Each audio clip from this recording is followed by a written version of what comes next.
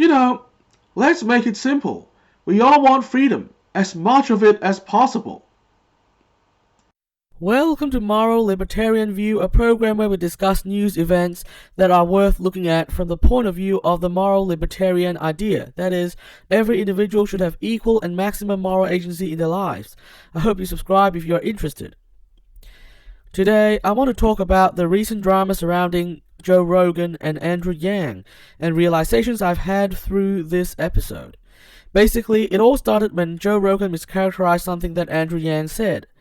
In a previous interview, when asked about the fact that cattle is responsible for a substantial amount of greenhouse gas emissions, Yang floated the possibility of putting a tax on cattle, which he then went on to predict that it would reduce beef consumption. It's not something I personally agree with, but I can see that it's a logical extension of his carbon tax stance, which is to put the economic costs of pollution back into market calculations. The part where he said it would reduce beef consumption was just basic market economics logic, where something that is more expensive becomes less in demand. There's no conspiracy to social engineer anything here.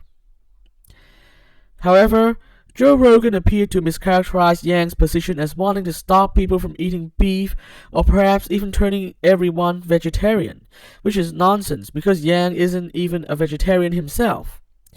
Anyway, Rogan went on and on about what would happen if people were not allowed to eat meat anymore, like how there would be nutrition deficiencies, and how cattle ranchers everywhere are going to go out of business. I mean, relax, Joe. Yang isn't going to lead society down that path, nor is any reasonable politician.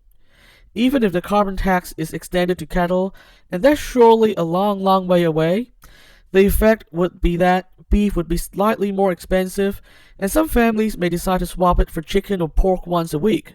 No cattle ranchers are going to go out of business.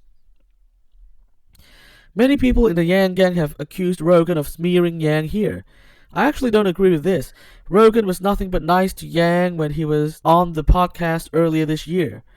I think Rogan genuinely misunderstood Yang's position and was genuinely worried.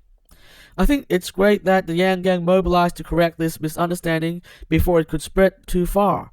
But the fact that Rogan was so worried that a politician may stop people from eating beef deserves a moment of reflection. 10 years ago, anyone making such a suggestion would just be laughed out of town.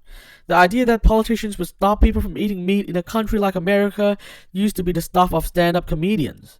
But it seems that some people aren't so sure anymore. Many people seem to have a very genuine fear of top-down social engineering from the elites. And I can't blame them either. The past decade has seen the introduction of many new social rules about what you can or can't say, what you can or can't do, what you can or can't buy ethically, and all of them in the name of some form of common good. The effect is that individual liberty has been limited for the sake of collective ends, and many people are genuinely worried where this might lead us. As a moral libertarian, I would say that people are rightly fearful that they are losing their fair share of moral agency as independently thinking individuals. Of course, I believe that Yang isn't a type who would support this social engineering, but then many people out there have become so skeptical that they can't differentiate anymore.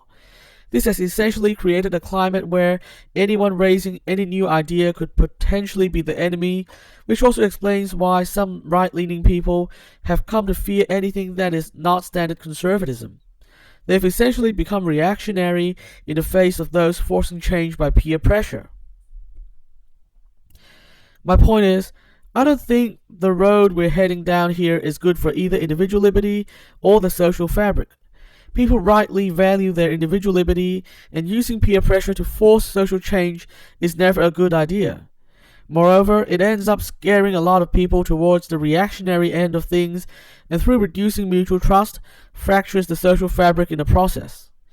While Rogan did misrepresent Yang, which I'm not very happy about, the fact that a credible public personality could raise the fear that a politician may stop people from eating meat tells us there's something really wrong with the way Western society is heading. We really need more unity in liberty and less division and fear. The only way to do that is by respecting that every individual should have equal and maximum moral agency in their lives. That's all for today. I'll be back next time to discuss another big idea. Subscribe if you want to follow our story. The transcripts are available on the internet. And remember to resist the hive mind and stay individualistic. The world depends on it.